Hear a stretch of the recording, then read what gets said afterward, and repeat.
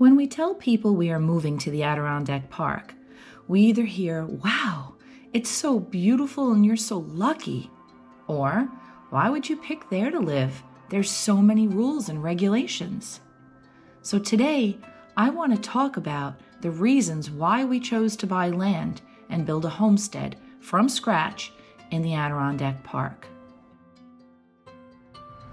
The Adirondack Park is unique because of the mixture of public and private lands. There is no fee to get into the park, and it is open to people year-round.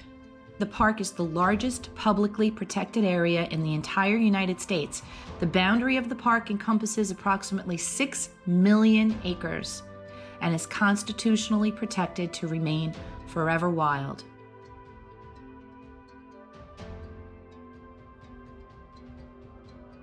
The Adirondack Park has over 3,000 lakes, 30,000 miles of rivers and streams, a wide variety of habitats including wetlands and old-growth forests.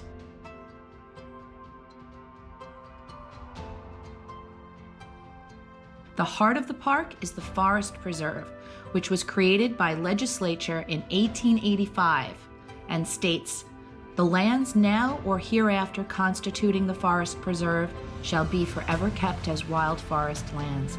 They shall not be sold, nor shall they be leased or taken by any person or corporation, public or private."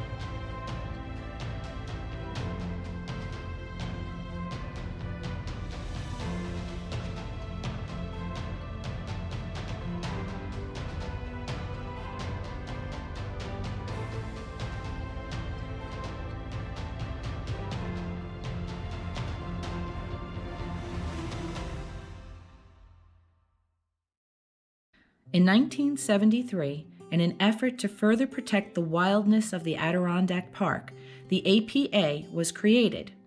Their purpose was to develop long-term land use plans on both public and private land within the boundaries of the park. But let's talk about the private land, because this is the reason why people think moving to the Adirondack Park is a bad idea. And I can understand that, because if I had owned land and lived there all my life, and suddenly someone such as the APA were to come in and tell me what I could and couldn't do with my own land, I would absolutely be very upset, and I can totally relate to them. However, I can also see the other side of the coin. With more and more people coming into the park to live, vacation, and recreate, there was definitely a need to preserve the wildness of the park. But the APA's land use plans are exactly the reason why we chose to buy land here in the Adirondack Park. We love the wildness of the park and all that it has to offer. And we wanted that wildness around us to be protected so that it would basically stay the same and we could enjoy it throughout the rest of our lives. For that reason, we were willing to make that sacrifice to live within the rules set by the APA. So what exactly are those boundaries and rules that the APA created for private lands? And are they the same everywhere? Well, the short answer is no, they're not. And that's what we're going to talk about next.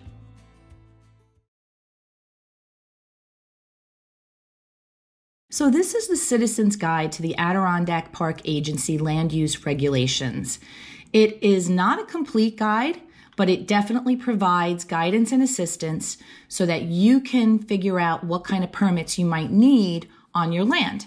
We used this before we bought land so that we would know what land we wanted to buy. For us, this was the right place to start. Now, just a little disclaimer here, this is the method that we used to find the land that we wanted within the Adirondack Park. This may not be the method that you would use or someone else would use.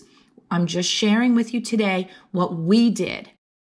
We wanted land in the park between 10 acres and 50 acres, and we wanted it to be the least restrictive that we could get it. There are areas of the park that have much more regulations than others, and we wanted to be in the areas that were the least regulated. And using this guide is the way that we figured that out.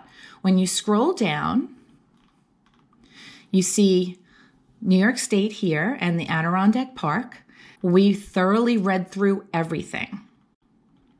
But where you really want to begin is the land use area classification. We had to choose between hamlet, moderate, low, rural, resource management, or industrial use land.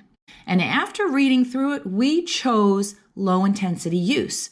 On low intensity use, most uses are permitted. Residential development is at a lower intensity than either hamlet or the moderate. And when I scroll down and look at low intensity use, which would be orange on most maps, the average number of buildings per square mile is 200, meaning the average minimum lot size is 3.2 acres. What that meant to us was if we wanted to break up the land that we purchased into smaller pieces for our children, the smallest each piece could possibly be would be 3.2 acres. And that's the same for the other land around us, which we really liked because we didn't want to have neighbors on top of each other. We were leaving that here on Long Island. Across the street from us is even better. It was resource management land, which means it can't be broken up more than 42.7 acre lots. So we were very careful about where we chose. We also made sure that we did not choose land within the certain townships that had their own rules and regulations. So there are certain towns in the Adirondack Park that have agency-approved local land use programs. And what that means is not only do they meet the APA's requirements, but they take it a step further and have even more detailed permits. So we did not choose land within any of those towns, but I want to scroll down all the way to the end of this citizen's guide because that's what we really used. It's a checklist. It's called the permit checklist. Use this handy checklist to help you determine if a permit is necessary. And there's a number that you can call them if you have questions. Now, we were using this to choose land to buy, not because we already had land. This is how we were able to choose land that was the least restrictive. So the first thing on the list is the land use classification. And like I said, we chose low intensity use. The second thing on the list is projects in critical environmental areas, which included anything with wetlands, high elevations, which are over 2,500 feet, anything within a quarter mile of any of the study rivers. So we just chose to stay far away from any of rivers at all. Within an eighth of a mile of state forest preserve lands classified as wilderness, primitive, or canoe areas, and within 150 feet or 300 feet of federal highways, depending if you're in rural use or resource management areas. And since we chose low intensity, that was not an issue. We also chose to stay away from any areas designated wild, scenic, and recreational that were rivers. So we stayed far away from those. Then it said you needed something if you wanted a subdivision, which we knew we would want, but we checked those earlier, so that wasn't a problem. That's why we chose the low intensity. Single family dwellings, you would need a special permit if you were in resource management, industrial, or any kind of critical environmental area, any of the designated river areas, or within or near any wetlands. And that was not an issue. We definitely are doing a single family dwelling, but we stayed away from all of those. And if you wanted to do any other project, such as build a structure over 40 feet high, so we're not doing that. We're not doing anything commercial or industrial. We're not expanding, and we're not building a multifamily dwelling. So basically, we use this checklist to narrow down and eliminate all of the ways that would trigger the need for extra permits through the townships or the APA. We knew exactly what we did not want, and that allowed us to find land that was the least restrictive. Now, what we would do is when we would find a piece of property that we wanted to look at, in order to determine what intensity use the land was, we would go to either the Warren County Parcel Viewer or the Essex County Parcel Viewer. Those were the two counties that we were actively looking for land in. And when you go to the Parcel Viewer, you can make the screen larger here, and you can go and set a layer for the APA land classification. And you can see all these colors come up. Now, the colors aren't exactly the same as what they say in the Citizens Guide, but if you're not sure, you can right-click and you can go to the second little screen and it'll tell you the land intensity. So on these two parcel viewers, orange was low intensity. So when we would find a piece of land, we would immediately go and check the parcel viewer to see if the land was low intensity or not. Now, once we discovered that it was low intensity, and I'm going to go to Warren County now so you can see that one. Once we knew the land intensity, then we could add in the layers for wetlands. They have a layer for the APA wetlands, and they had a layer for the DEC wetlands.